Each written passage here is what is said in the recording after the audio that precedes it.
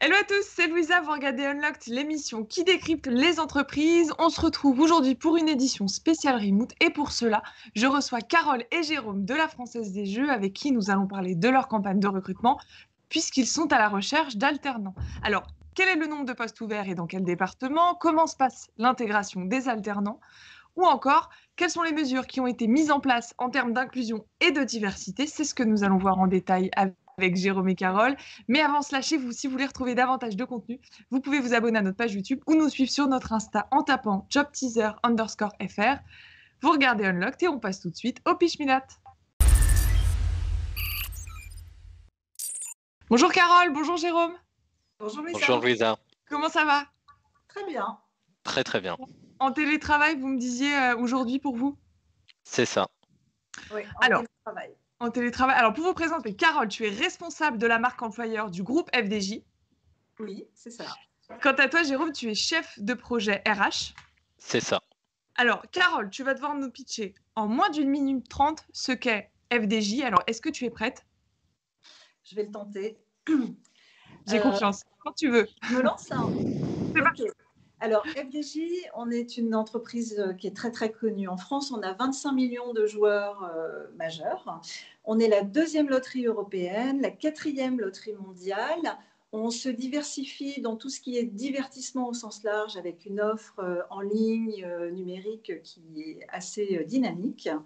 On a une offre de jeu qui est sécurisée, qui est innovante, qui est responsable et qui est également créatrice de valeur pour la société française, puisqu'on contribue, par exemple, l'an dernier, à hauteur de 3,6 milliards d'euros de contribution donc, aux finances publiques. En interne, on a 2500 collaborateurs pour l'ensemble du groupe avec nos filiales. Voilà, on est très axé sur l'innovation, l'intelligence collective, voilà, tout ça au milieu d'un certain nombre de process. Donc voilà, on est un mix entre une société créative, innovante et une société qui a quand même une certaine gestion administrative. L'intelligence collective est vraiment importante, notamment à notre siège social. Il y a une grande place qui est accordée. Et depuis peu, nous avons une raison d'être. Donc, je vais vous la lire. Je ne me la suis pas encore complètement appropriée, mais elle nous correspond parfaitement. C'est « Le jeu est notre métier, la contribution à la société est notre moteur et la responsabilité notre exigence ». Parfait, Carole. En moins d'une minute 30 en plus. Mission réussie. Et chaque année, donc, vous me le disiez, vous êtes à la recherche d'alternants pour les aider, les accompagner dans leur insertion professionnelle. Et pour ça, on va voir les profils que vous recherchez, mais surtout ce que vous proposez aux jeunes lorsqu'ils intègrent FDJ. On voit ça en détail.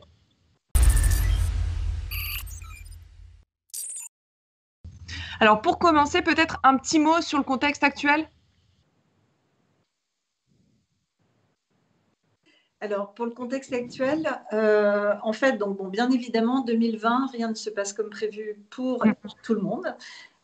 Donc, on ne recrute pas autant d'alternants que d'habitude, mais on en recrute quand même. C'est pour ça qu'on a souhaité faire cette émission avec Job Teaser. Et voilà, donc je vais laisser la parole à Jérôme, mais on recrute des alternants dans tous les métiers. Et je rebondis là-dessus. Première question, c'est est-ce que vous êtes à la recherche de profils ou de diplômes en particulier?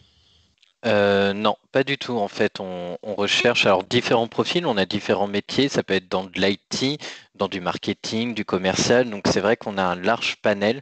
Après, on ne cherche pas des diplômes en particulier. Ça peut être alors principalement des masters, master 1, master 2, mais après, on a aussi des métiers en licence. Donc, il faut vraiment aller voir notre page carrière où là, il y a toutes nos offres, la trentaine d'offres dont parlait Carole tout à l'heure. Et pour les alternances, vous prenez tous les rythmes d'alternance? Ouais, on prend tous les rythmes d'alternance, que ça soit des rythmes à la journée ou des rythmes à la semaine. D'habitude, hors contexte de crise, vous recrutez combien d'alternants? D'habitude, on recrute en moyenne une 60aine d'alternants. Il faut savoir qu'on a une communauté à peu près de 80 alternants pour FDJ et une centaine pour le groupe. Et là, pour cette rentrée, c'est plutôt une trentaine d'alternants, c'est ça? C'est tout à fait ça. Et alors, la question qu'on peut se poser, c'est la rentrée physique. Quand est-ce qu'elle aura lieu? Est-ce que ce serait plutôt septembre, octobre? Est-ce que vous avez déjà une date là-dessus? Après, la rentrée va dépendre du début des des cours de nos étudiants, donc c'est toujours compliqué. Mais oui, la rentrée se fait souvent entre septembre et octobre.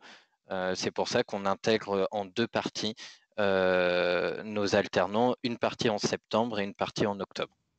Et alors, lorsqu'ils sont recrutés, comment se passe leur intégration? Comment se passe leur onboarding? Est-ce qu'il y a des étapes différentes, spécifiques? Le Euh, onboarding, Vas-y, Carole. voilà, on a un onboarding donc, qui est dédié aux alternants. Ouais. Justement, et comme l'expliquait Jérôme, s'il faut faire 2-3 sessions en fonction des moments où les collaborateurs alternants arrivent, voilà, on n'hésite pas à le faire. Et notamment pour les aider aussi à se connaître entre eux, justement pour créer une communauté. Parce qu'ils entrent principalement en promotion, c'est ça? Au maximum? Ouais. Ouais. Ouais. Vous me disiez, nous, on est là pour amorcer, disons, la relation entre les alternants, hein, pour les souder, créer une vraie promotion. Qu'est-ce qui est mis en place pour justement qu'ils puissent échanger, se donner les best practices ou témoigner de leur parcours, de leur travail au quotidien? Du coup, ce qui est mis en place, c'est que, bon, on a le onboarding, comme on disait, c'est une demi-journée d'intégration, donc ça, on amorce. Après, nous, de notre côté, on essaye de faire éventuellement des petits déjeuners une fois par trimestre pour essayer de les rassembler et voir si tout se passe bien. Après, d'eux-mêmes, ils créent soit des groupes WhatsApp, soit Messenger, où après, ils communiquent entre eux, ils vont boire un coup après le travail. Donc après, c'est vraiment, ils sont plutôt autonomes là-dessus. Et est-ce qu'il y a des choses, des prérequis, des fondamentaux pour intégrer FDJ? Est-ce que, par exemple, parler anglais, c'est un prérequis? Alors déjà, le niveau, effectivement, comme le précisait Jérôme, c'est très rare qu'on prenne des alternants avant la licence. Ouais. Ça peut exister, notamment, par exemple, on a un entrepôt. Bon, je ne sais pas si cette année, il va y avoir un poste d'alternance, mais voilà, généralement, on se retrouve quand même à un niveau à peu près Bac+3. Voilà. Alors, pour les langues, c'est pas obligatoire, mais tout dépend où vous allez. Bien évidemment, si vous allez dans notre filiale qui fait du B2B international, ça sera indispensable de maîtriser au moins l'anglais, voire une autre langue. Il y a également un certain nombre d'équipes dans les relations qui créent, dans les directions qui créent les offres, où il peut y avoir beaucoup de contacts avec des loteries étrangères parce qu'on fonctionne pas mal ensemble. Et donc là, il y aura également besoin de parler anglais. Je dirais que l'anglais, c'est quand même un minimum, même si certains n'utiliseront pas du tout l'anglais pendant leur alternance. Et maîtriser le pack office, Jérôme, c'est aussi un prérequis? Oui, c'est alors maîtriser, ça dépend pareil de ce qu'on entend parce qu'Excel est, on va dire, peut être très large. Mais Ouais. oui, avoir les bonnes bases du pack office, qui soient Word, Excel et PowerPoint qu'on utilise régulièrement dans l'entreprise, c'est vraiment bien. Et en plus, c'est si on maîtrise même Office 365 avec Skype, Outlook, Teams, etc. Et est-ce que Alors tu après, on a aussi des alternants qui maîtrisent encore plus de logiciels que ceux que l'on pourrait attendre. On a des super experts, même malgré leur jeunesse, de Photoshop, par exemple, dans les équipes de com. Voilà. Donc ça, Donc, tu si vous recommandes? avez des plus, c'est bienvenu. C'est ça, c'est ce que j'allais dire, de le mettre en avant. Ouais. Peut-être, Jérôme, tu peux nous parler du process d'embauche et des différentes étapes. Est-ce qu'on est sur un process classique ou un process spécifique? On est sur un process classique avec des entretiens avec le RH et le manager, qui est souvent le tuteur. Après, c'est des process qui sont quand même beaucoup plus courts que quand c'est un CDD ou un CDI. Selon la réactivité, les process peuvent durer environ un mois pour recruter avec seulement, on va dire, un entretien téléphonique et à minima un entretien physique où la plupart du temps, on combine et la partie RH et la partie, on va dire, un peu plus métier. Voilà. Vous avez un conseil pour les jeunes diplômés qui nous regardent ou les étudiants, comment se préparer au mieux à l'entretien? Alors déjà, il y a un conseil qui est pas mal, c'est d'aller faire un tour sur notre site corporate qui s'appelle groupefdj.com et non pas fdj.fr qui est vraiment dédié au jeu. Voilà, donc comme ça, ils en sauront un petit peu plus sur l'entreprise. Ils arriveront quand même avec un certain nombre de choses à dire. Ensuite, le mieux, c'est d'être naturel.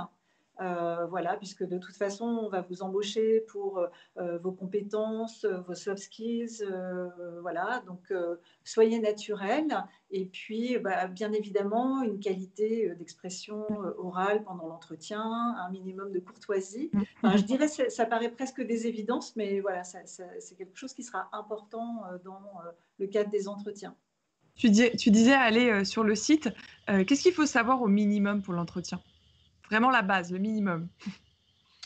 Je dirais surtout, il faut savoir se présenter assez rapidement, puisque là, donc, on a enfin, bon, ça va être vraiment sous forme de campagne, puisqu'on a une trentaine de postes d'alternants qui se sont finalement libérés pour cette rentrée.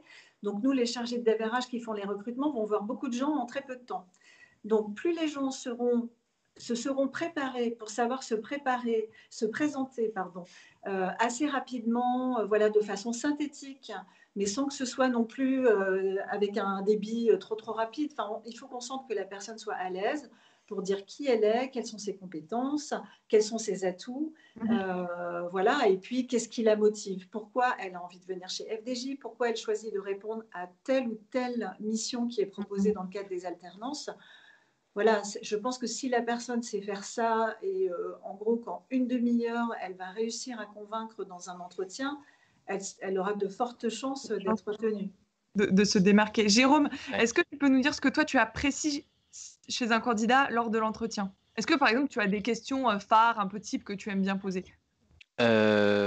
Alors, oui, déjà, ce que j'apprécie, c'est comme disait Carole, c'est quand les candidats se sont renseignés sur l'entreprise et en plus de nous dire que on est quand même l'entreprise et la loterie française, c'est vraiment qu'ils se renseignent selon par rapport au poste où ils postulent un peu les domaines spécifiques. Ce que j'entends par là, par exemple, si on postule au marketing sur la partie loterie, c'est qu'on nous dise que voilà, on a différents jeux comme Loto, Euro Million, Amigo, qui sont des exemples. Et après, etc., etc. Pareil sur le sport, quels sont les sports qu'on peut avoir. Donc tout ça, c'est sur notre site groupe FDJ. Donc c'est toujours un plus. Après, en question, en tout cas, la question que j'aime bien poser, c'est si un ami, une amie devait vous décrire, comment il vous décrirait? C'est un peu la question de donner trois qualités, trois défauts, mais en un peu plus light, en mode, voilà, on se met à la place de quelqu'un d'autre et qu'est-ce qu'on dirait? Donc ça, c'est une question qu'on peut préparer parce que c'est souvent une question qui est posée dans les entretiens. Mais après, il faut rester naturel. Préparez déjà la réponse. Oui, Voilà. la question que j'aime bien poser, c'est que quand je demande au candidat qu'est-ce qu'il a envie de citer comme exemple, que ce soit un exemple soit dans un stage précédent ou carrément dans une mission qui n'a rien à voir, hein, ça peut être une activité bénévole par ailleurs, etc. Mais qu'est-ce qu'il a fait dont il est vraiment fier et pour quelles raisons? Un petit mot, vous me le disiez au téléphone, sur ce que vous appelez le package RH. Ouais. Alors le package RH chez FDJ, bon, il est composé de la rémunération, donc ça comme dans toutes les entreprises, ainsi que tous les 25 jours de congés payés. Nous, chez FDJ, en plus, les alternants ont un 13e mois. Ils ont également la possibilité d'avoir un plan d'épargne entreprise. Ils ont aussi l'intéressement, la participation.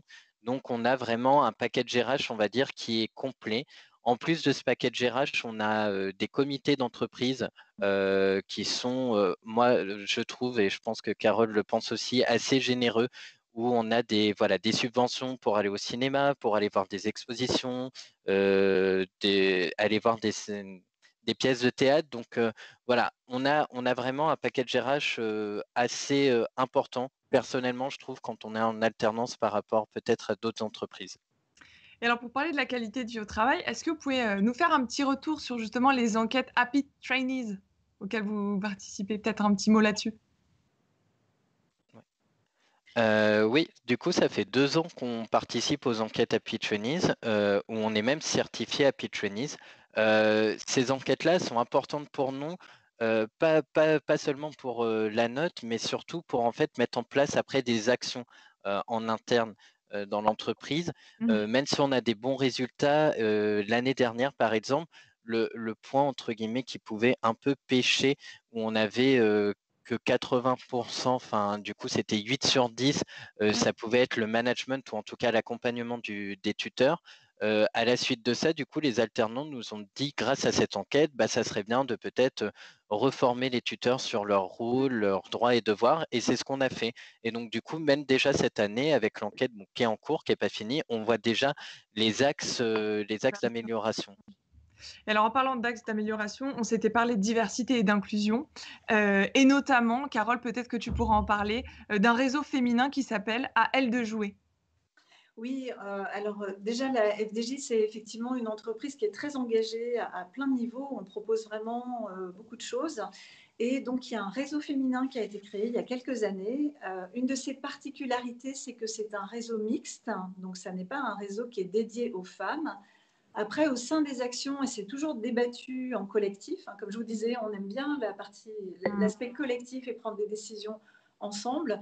Il peut y avoir certaines actions qui sont dédiées aux femmes ou aux femmes en priorité, mais on va dire que globalement, c'est quand même ouvert à tout le monde. Et donc, ce qui est important, c'est qu'il y a tout un travail sur la prise de conscience du rôle des femmes, du plafond de verre, de qu'est-ce que chacun peut faire à son niveau, y compris dans sa vie personnelle, justement pour favoriser cette égalité femmes-hommes. Et donc, on a la chance d'avoir une association qui est très ouverte, cette association de réseau féminin, qui communique avec d'autres réseaux féminins. Donc, il y a beaucoup d'échanges et puis beaucoup d'outils qui sont proposés justement aux membres. Alors, c'est tout à fait à titre gracieux qu'on peut participer sous réserve d'avoir envie, bien évidemment. Mais on peut vraiment se doter d'outils qui sont très larges pour améliorer cette égalité femmes-hommes. Et on a aussi une très très bonne bibliothèque justement qui est dédiée à cet aspect des relations femmes-hommes. Et Jérôme, les collaborateurs, est-ce qu'ils peuvent s'engager dans des actions? Oui. Après, ils peuvent s'engager dans des actions. Alors, que ça soit au niveau du réseau féminin, mais aussi il y a d'autres actions qui sont tenues par souvent la fondation d'entreprise, qui peut être des actions de soutien à des jeunes en difficulté pour des aides aux devoirs, qui peut être des associations comme la Croix-Rouge également.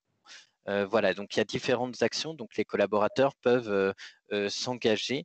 Et pour ajouter sur la partie diversité, on a un grand pan sur l'égalité homme-femme et on fait aussi très attention à, par exemple, tout ce qui est handicap. On est une entreprise où on considère que chaque collaborateur est unique et a besoin d'être accompagné. Donc voilà, tous les collaborateurs en situation de handicap sont accompagnés. On a une cellule qui est dédiée vraiment dans cet accompagnement. Voilà, c'est peu importe le profil du candidat. Enfin, voilà, même les alternants, on a eu des alternants en situation de handicap qu'on a accompagnés également pour réussir au mieux leur année ou leurs 2 ans chez nous. Vous avez plein de programmes en place concernant la diversité et l'inclusion. Et d'ailleurs, je vous recommande d'aller sur le site pour en prendre connaissance. Mais il y a un programme dont vous me parliez, c'est le programme NUMIL, c'est ça? Oui, alors Numin, c'est effectivement un peu différent. C'est justement on est une entreprise comme beaucoup. On a vécu et on continue à vivre une transformation numérique extrêmement importante qui bouscule tout. Et donc, Numin, c'est un dispositif interne pour aider chacun, selon son niveau, à s'approprier toute cette vie numérique au travail. Et donc, il y a tout un tas de dispositifs, et notamment un qui est assez génial et que les alternants notamment apprécient, parce que même s'ils ont une certaine dextérité numérique, ils ne connaissent pas forcément les outils utilisés dans les entreprises. Et donc, nous avons des digital mentors qui sont des gens qui sont au sein des équipes même et qui sont à même de nous aider à prendre en main un outil ou vraiment à lever une difficulté. Donc, c'est surtout pas une hotline informatique, mais voilà, à un moment, je sais pas, on a une application qui a eu une mise à jour importante, on ne retrouve plus rien, etc. Le Digital Mentor soit organise un petit point très rapide en disant voilà ce qui a changé, voilà ce que vous pouvez faire, soit à la demande, on peut le solliciter. Et franchement, ça lève beaucoup d'énervement qu'on peut avoir envers certains outils. Bon, alors maintenant, on va voir les règles d'entreprise. Je vais vous dire do ou don't. Ça va être à vous de répondre le plus vite possible. On y va.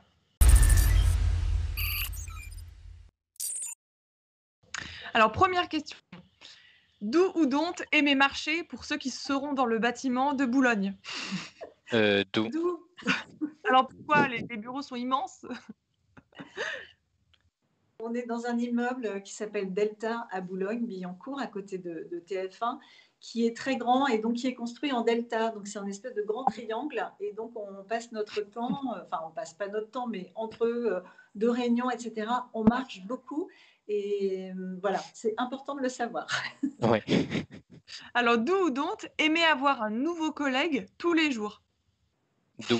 D'où Alors, pourquoi? Parce que justement, dans ces nouveaux bâtiments, que ça soit à Boulogne-Billancourt, dans nos autres bâtiments, on est en ce qu'on appelle en flex office, en dynamique. Donc, en fait, on n'a plus de place, en tout cas, de bureaux attitrés. On a des espaces attitrés et tous les jours, on est à côté de nouveaux collègues qui sont quand même dans notre direction. Mais voilà, faut aimer rencontrer du monde et voir de nouveaux collègues. Alors, do ou don't aimer les after-work? Do. D'où Est-ce qu'on peut dire don't à cette question finalement? C'est assez compliqué. Do ou don't porter une tenue décontractée en entretien? Do. D'où C'est et do donc don't? Ouais. Alors, est-ce que tu peux préciser la tenue pour laquelle il faut opter pour l'entretien? le dress code, c'est effectivement d'être naturel.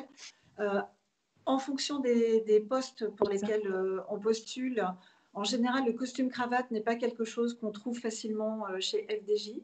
Donc voilà, surtout ne venez pas en costume cravate si vous passez des entretiens pour la direction client ou à l'IT. Après, voilà, il faut que ce soit propre, élégant, mais ça peut être une chemise blanche avec un jean brut et des chaussures de ville pour un homme, ça ira très bien. Voilà, donc pas de jean à trous, pas de décolleté profond, mais voilà, c'est du corporate assez cool, je dirais. Ouais. Question suivante. Do ou don't tutoyer en entretien?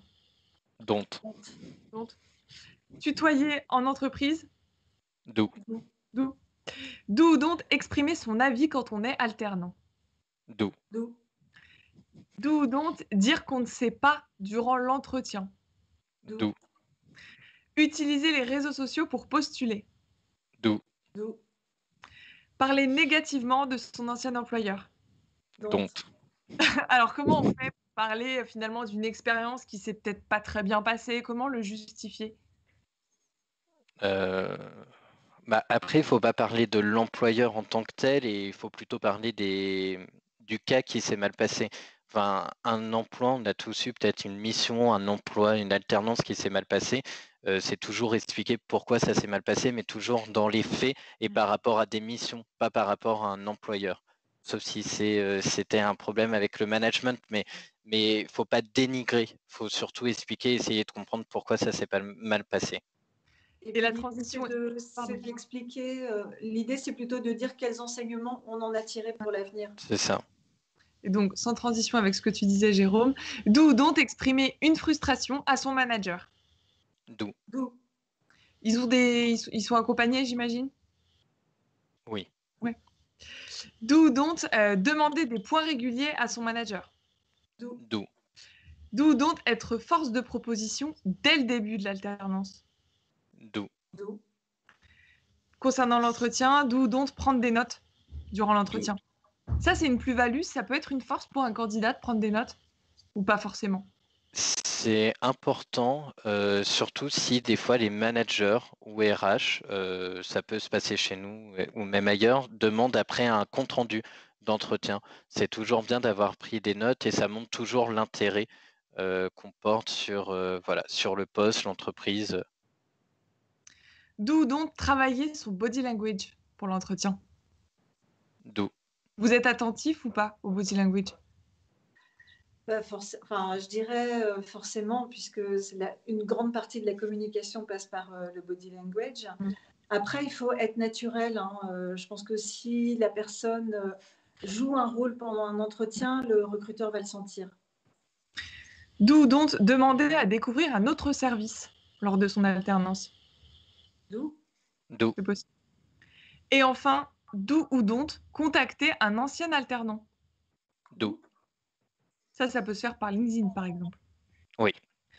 Bon, alors maintenant, Carole, Jérôme, il va nous rester 3 minutes ensemble. Vos dernières minutes pour convaincre une dernière fois les jeunes talents de vous rejoindre. On voit ça dans Last But Not Least.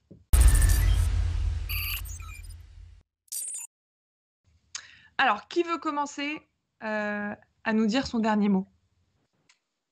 La parole est à Jérôme. Merci Carole. Non, en dernier mot, faut toujours, moi je trouve qu'il faut toujours tenter, il faut postuler. Si vous voyez une offre chez nous qui vous intéresse, postulez. FDJ a plein de secrets, FDJ a plein d'opportunités et je trouve ça très bien et ça permet vraiment de développer. On a vraiment une culture de l'alternance. Et les alternants peuvent poser toutes leurs questions, il n'y aura jamais de jugement.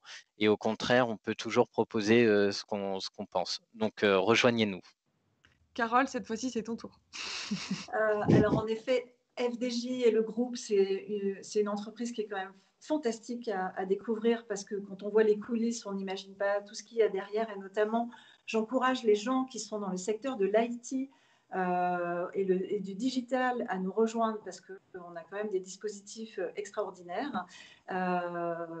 Voilà. Et puis après, ce qui est important aussi, c'est que les alternants, en fait, sont des collaborateurs à part entière. On l'a vu dans le traitement via le package de RH, mais également dans la vie de tous les jours. Et franchement, c'est important qu'ils se sentent bien, qu'ils apportent quelque chose à l'entreprise, au même titre que l'entreprise leur apporte quelque chose. Et franchement, ça, c'est quelque chose qui est très, très bien. On est une société qui prépare l'avenir. Et donc, on apprécie aussi que les jeunes préparent leur propre avenir. Et chez vous, si vous voulez retrouver plus d'informations ou les offres d'alternance, vous pouvez vous rendre sur jobteaser.com ou sur le site carrière de la FDJ. Carole, Jérôme, un grand merci. Merci beaucoup. Lisa. Pour tous vos conseils et d'avoir témoigné de ce qui se passe vraiment au sein du groupe. Merci à vous deux. Et chez vous, comme d'habitude, on se donne rendez-vous très vite pour un nouveau live. À très bientôt, Carole et Jérôme. Merci. Au revoir.